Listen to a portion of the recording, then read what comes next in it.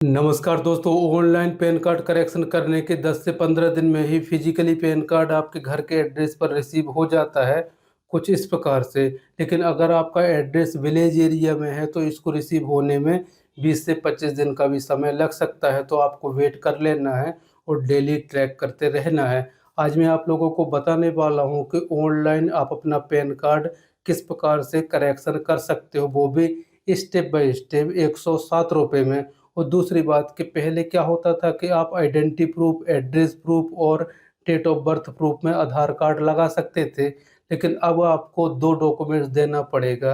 यानी कि आप आइडेंटिटी प्रूफ और एड्रेस प्रूफ में तो आधार कार्ड लगा सकते हो, और आपको डेट ऑफ बर्थ प्रूफ के लिए एक अलग से डॉक्यूमेंट्स देने की ज़रूरत पड़ेगी। तो उसके लिए आप कोई सा भी डॉक्यूमेंट्स दे सकते हो, क्योंकि डेट ऑफ बर्थ प्रूफ में आधार कार्ड एक्सेप्ट नहीं करता है, बल्कि आधार कार्ड की जगह आप अदर कोई भी डॉक्यूमेंट्स लगा सकते हो। बहुत सारे डॉक्यूमेंट्स की लिस्ट दे रखी है। मैंने तो सेंट्रल गवर्नमेंट हेल्थ स्कीम के तहत जो आभा कार्ड आता है उसको लगा दिया था, और इसके बाद से मेरा सक्सेसफुल एक्सेप्ट कर लिया है।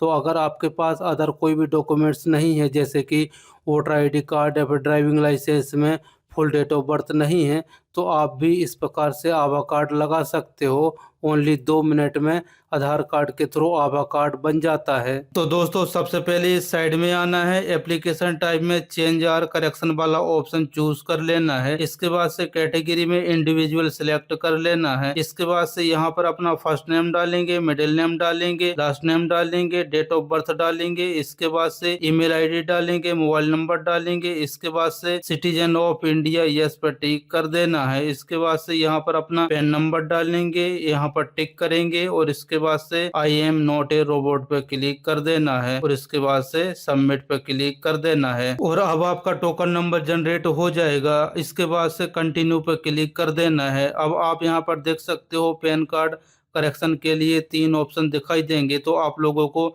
दूसरा वाला ऑप्शन चूज कर लेना है। इसके बाद से physically pan card is required, तो आपको यस पर टिक कर देना है। इसके बाद से नीचे की तरफ आना है, यहाँ पर आपके आधार कार्ड के लास्ट के 4 डिजिट डाल देना है, और इसके बाद से यहाँ पर तो आपके आधार कार्ड में जैसा नेम है वही सेम टू सेम नेम यहाँ पर डाल देना है। इसके बाद से नीचे की तरफ आना है, आपने पहले जो नेम डाला था आपका यहाँ पर पूरा नेम दिखाई देगा, और डेट ऑफ बर्थ भी दिखाई देगा। अब आप लोगों को यहाँ पर जेंडर चूज कर लेना है। इसके बाद से फादर का फर्स्ट नेम डालेंगे, मिडिल नेम डालेंगे, सरनेम डालेंगे। इसके बाद से मदर नेम डालना ऑप्शनल है, आप चाहो तो डाल सकते हो, वरना आप इसको ऐसे ही खाली छोड़ सकते हो। इसके बाद से नीचे की तरफ पूछ रहा है कि आप अपने पैन कार्ड में फादर या फिर मदर दोनों में से कौन सा नेम प्रिंट करवाना चाहते हो। तो बाय डिफॉल्ट ये फादर पे ही पहले से यस टिक रहता है, तो हम फादर का ही नेम प्रिंट करवाना चाहते हैं, तो उसी पे हम टिक रहने देते हैं। और इसके बाद से ऊपर जाके और हम सेव ड्राफ्ट पे क्लिक कर देते हैं। इससे अभी तक हमने जो भी डिटेल्स फिलअप किया है सिस्टम में वो सेव रहती है, और इसके बाद से नेक्स्ट पे क्लिक कर देना है।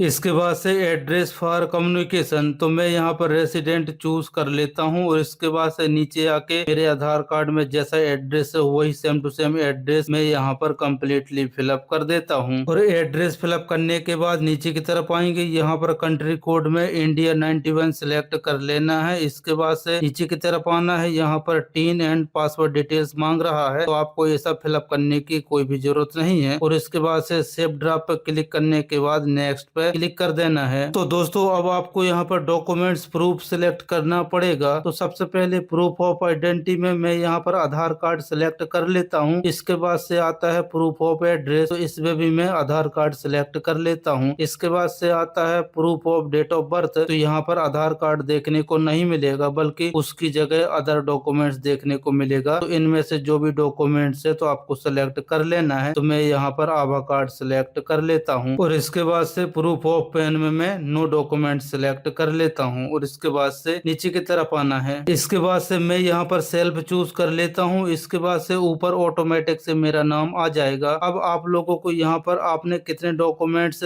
सिलेक्ट किए हैं उनकी संख्या यहाँ पर डालना पड़ेगा। तो मैं यहाँ पर 2 नंबर डाल देता हूँ, क्योंकि मैंने यहाँ पर आधार कार्ड सिलेक्ट किया है और इसके बाद से आभा कार्ड सिलेक्ट किया है, तो 2 डॉक्यूमेंट्स होते हैं, इसलिए मैं यहाँ पर 2 डाल देता हूँ। इसके बाद से यहाँ पर अपने पैलेस का नेम डालेंगे और इसके बाद से नीचे की तरफ आना है। तो दोस्तों अब आप अपने पैन कार्ड में जो भी मनपसंद की फोटो रखना चाहते हो उसको अपलोड करना पड़ेगा। तो अपलोड करने के लिए प्लस आइकन पे क्लिक करेंगे। इसके बाद से जहाँ पर भी आपकी फोटो रखी हुई है उसको सिलेक्ट करेंगे और इसके बाद से अपलोड पे क्लिक कर देना है। तो फाइनली आपकी जो फोटो है वो इस सिस्टम में अपलोड हो जाएगी। तो फोटो की साइज और सिग्नेचर की साइज या फिर डॉक्यूमेंट्स की साइज क्या रखनी है वो नीचे की तरफ बताया गया है। तो इसी के हिसाब से आप लोगों को फोटो और सिग्नेचर पहले ही बना के रख लेना है। तो चलिए अब मैं सिग्नेचर भी अपलोड कर देता हूँ। तो मैं प्लस आइकन पे क्लिक कर देता हूँ, इसके बाद से सिग्नेचर को सिलेक्ट कर लेता हूँ और इसके बाद से अपलोड पे क्लिक कर देता हूँ। तो आप यहाँ पर देख सकते हो मेरा जो सिग्नेचर है वो अपलोड हो चुका है। और इसी प्रकार से आप अपना आधार कार्ड या फिर जो डेट ऑफ बर्थ प्रूफ में आपने लगाया है डॉक्यूमेंट्स उसको अपलोड करेंगे और सब कुछ अपलोड हो जाने के बाद सेव ड्राफ्ट पे क्लिक करेंगे और इसके बाद से सबमिट पे क्लिक कर देना है। इसके बाद से यहाँ पर अपने आधार कार्ड के फर्स्ट के 8 डिजिट डालेंगे। इसके बाद से नीचे की तरफ आएंगे, आपने अभी तक जितने भी डिटेल्स फिलअप किया है पूरी जो डिटेल्स है आप लोगों को देखने को मिल जाएगा। तो आपको एक बार चेक कर लेना है। अगर आपको लगता है कुछ डिटेल्स मिस्टेक है तो आपको एडिट पे क्लिक करके और एडिट कर लेना है। लेकिन अगर आपको लगता है कि आपने जो भी डिटेल्स फिलअप किया है वो एकदम सही है तो जस्ट आप लोगों को प्रोसीड पे क्लिक कर देना है। इसके बाद से आई एग्री पे टिक करेंगे और प्रोसीड टू पेमेंट पे क्लिक कर देना है। इसके बाद से पे कन्फर्म, इसके बाद से पेमेंट गेटवे दिखाई देगा। तो इनमें से जो भी आपको सही लगता है आप अपने हिसाब से 107 रुपए का पेमेंट कर देना है। मैं यहाँ पर क्यूआर कोड स्कैन करके और 107 रुपए का जो पेमेंट है वो सक्सेसफुल कर देता हूँ और इसके बाद से कुछ देर वेट करना है। ये जो पेज है वो ऑटोमेटिक से रीडायरेक्ट हो जाएगा, आपको बैक बटन नहीं दबाना है। और पेमेंट होने के बाद कंटिन्यू पे क्लिक कर देना है। इसके बाद से इस बॉक्स में टिक करेंगे और इसके बाद से ऑथेंटिकेट पे क्लिक करेंगे। इसके बाद से ओटीपी जनरेशन इस पे क्लिक कर देना है। अब आपके आधार कार्ड में जो मोबाइल नंबर लिंक है उस पे ओटीपी आया होगा तो ओटीपी डाल के सबमिट पे क्लिक कर देना है। इसके बाद से कंटिन्यू विथ ई साइन पे क्लिक कर देना है। इसके बाद से इस बॉक्स में टिक करेंगे, यहाँ पर अपना आधार नंबर डालेंगे और सेंड ओटीपी पर क्लिक कर देना है। अब आपके आधार मोबाइल नंबर पे एक ओटीपी आया होगा तो ओटीपी डाल के वेरीफाई ओटीपी पर क्लिक कर देना है और आपका जो ओटीपी है वो सक्सेसफुल वेरीफाइड हो जाएगा और आपको कुछ देर वेट कर लेना है। तो फाइनली आपका जो आधार कार्ड करेक्शन की प्रोसेस है वो यहाँ पर सक्सेसफुल हो जाती है और इसके बाद से एक पीडीएफ देखने को मिल जाती है। तो इसको डाउनलोड कर लेना है। इसमें आपने कौन कौन सी डिटेल्स फिलअप किया है, आपने कौन कौन से डॉक्यूमेंट्स अटैच किया है वो यहाँ पर इस पीडीएफ में देखने को मिल जाता है। और इसी पीडीएफ में आप लोगों को एक्नॉलेजमेंट नंबर देखने को मिल जाता है जिसके थ्रू आप पैन कार्ड का जो स्टेटस है वो चेक कर सकते हो। तो पैन कार्ड अप्लाई से लेके और घर तक आने में टोटल 15 से 20 दिन का समय लग सकता है, इतना आपको वेट कर लेना है। तो देखा दोस्तों, इस प्रकार से आप घर बैठे अपने मोबाइल से अपने पैन कार्ड में नया फोटो और सिग्नेचर अपडेट कर सकते हो।